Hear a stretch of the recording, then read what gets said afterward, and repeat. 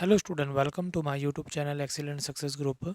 तो स्टूडेंट, आज हम डिस्कस करेंगे क्लास 9 में मैथ एनसीईआरटी सॉल्यूशन चैप्टर 1 संख्या पद्धति प्रश्नावली 1.3। क्वेश्चन नंबर 8 दे रखा हमें, परिमेय संख्या 5/7 और 9/11 के बीच में तीन अलग अलग अपरिमेय संख्याएं ज्ञात कीजिए। तो देखो, अगर हमें इनके बीच में अपरिमेय संख्या ज्ञात करनी है तो पहले हमें पता होना चाहिए अपरिमेय संख्या होती क्या है।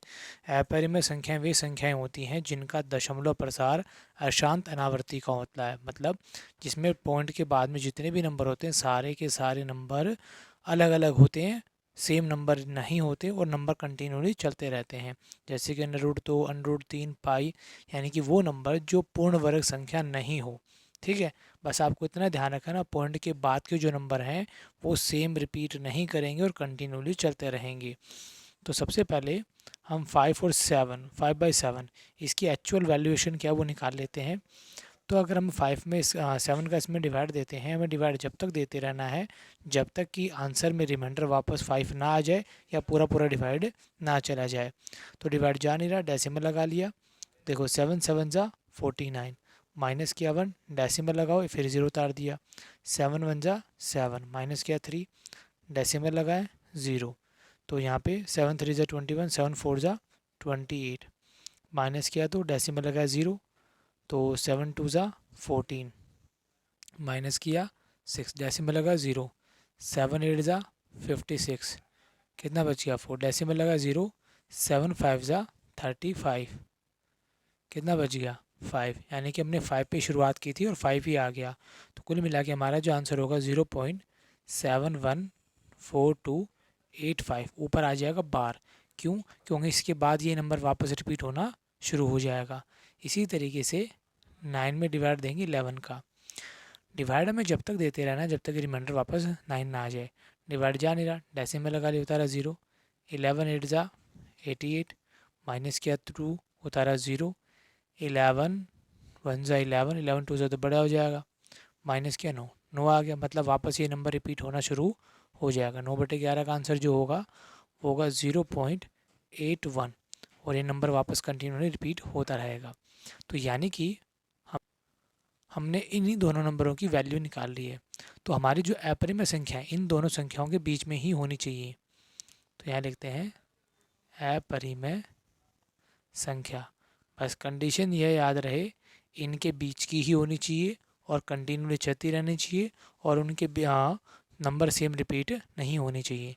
तो यहाँ देखो 7 1 है या 8 1 है, तो इनके बीच का नंबर ये भी हो सकता है 0.720 1 0 1 0 1 0 और ये कंटिन्यू चलता रहेगा।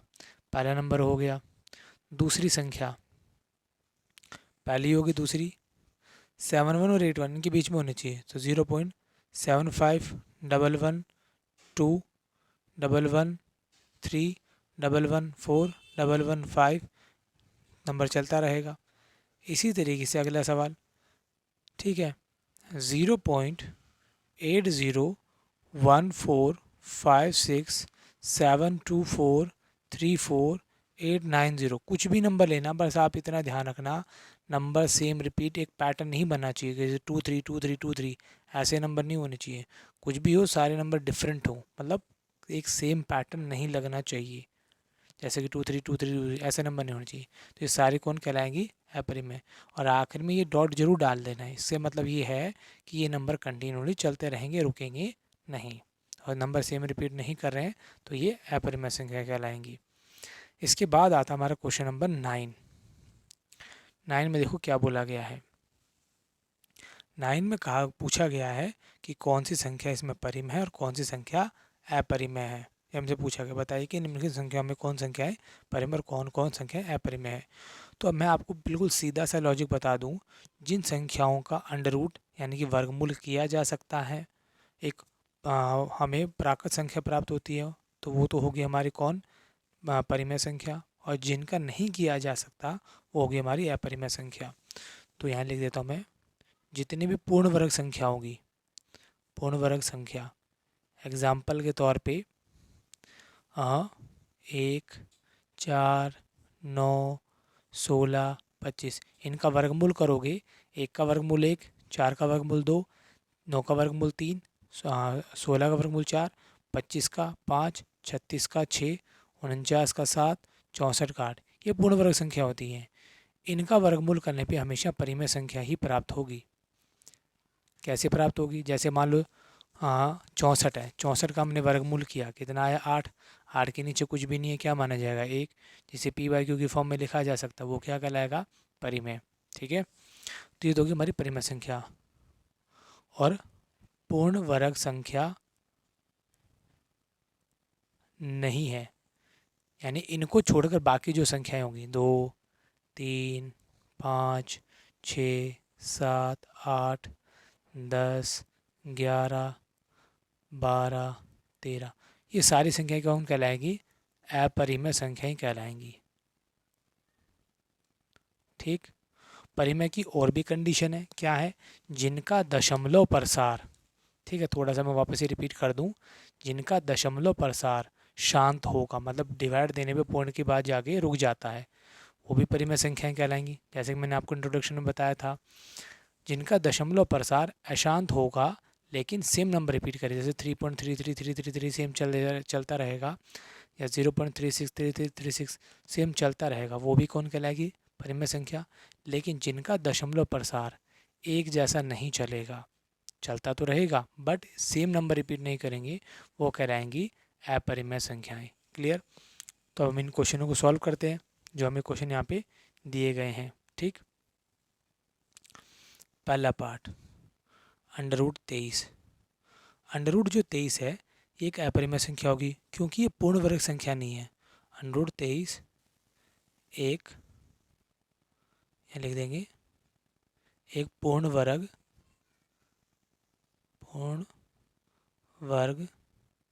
संख्या नहीं है, इसलिए यह अपरिमेय संख्या होगी। अपरिमेय संख्या होगी। क्लियर? दूसरा पार्ट, √225। 225 का जो अंडर रूट होता है वो होता है 15। ठीक है, चाहो तो आप निकाल के भी दे सकते हो। 225 के फैक्टर किए, इसमें 3 का डिवाइड जा रहा है, फिर 3 का डिवाइड जा रहा है, अब 5 का जा रहा है, 5 का जा रहा है। किसी का भी वर्गमूल निकालना हो, दोनों में से एक संख्या बाहर आती है, इन दोनों में से एक संख्या बाहर आती है। 3 5 15, आंसर कितना आ गया? 15। तो इसका वर्गमूल कितना होगा? 15 होगा। तो ये क्या? एक पूर्ण वर्ग संख्या है। यह एक पूर्ण वर्ग संख्या है, इसलिए परिमेय संख्या होगी। परिमेय संख्या होगी। इसके बाद तीसरा पार्ट आता हमारा 0.3796। इसका दशमलव प्रसार शांत है। दशमलव प्रसार शांत है, इसीलिए परिमेय संख्या है। इसलिए यह परिमेय संख्या है। चौथा पार्ट क्या दे रखा है? 7.478478 और एक कंटिन्यू चलता रह रहा है। इसका मतलब 7.478, इनके ऊपर कौन होगा? बार। बार का मतलब ये कंटिन्यू नंबर रिपीट होते रहेंगे। तो जिनका दशमलव प्रसार अशांत आवृत्ति का हो लेकिन क्या हो? पुनरावृत्ति, नंबर सेम सेम रिपीट होते रहें, तो वो भी क्या है? परिमेय संख्या का ही एक उदाहरण होगा। यहाँ क्या लिखोगे? यह अनवसानी आवर्ती का है, इसलिए यह, इसका दशमलव प्रसार अशांत है लेकिन पुनरावृत्ति का है, इसलिए परिमेय संख्या होगी।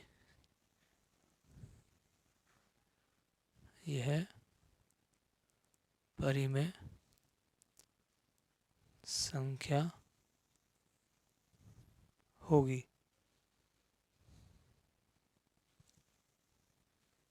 अगला पांचवा पार्ट 1.100000 000, 4 टाइम 0 कंटिन्यू चलता रहेगा। तो इसमें जो नंबर आ रहे हैं हमारे, दशमलव प्रसार तो अशांत है, लेकिन ये कौन सा है, ये अनावृत्ति का है, मतलब पुनरावृत्ति नहीं है, नंबर अलग अलग आ रहे हैं, इसलिए क्या होगी, ये अपरिमेय संख्या होगी। यहाँ लिखोगे इसका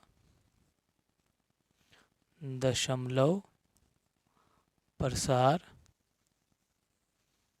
अशांत अनावृत्ति का है,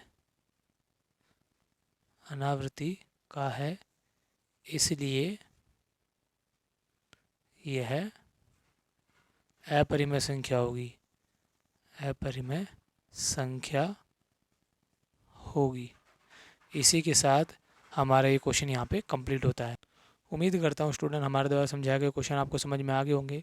अगर आपको वीडियो पसंद आए तो वीडियो को लाइक करें, शेयर करें, कमेंट करें और इस चैनल को ज़रूर सब्सक्राइब कर लें।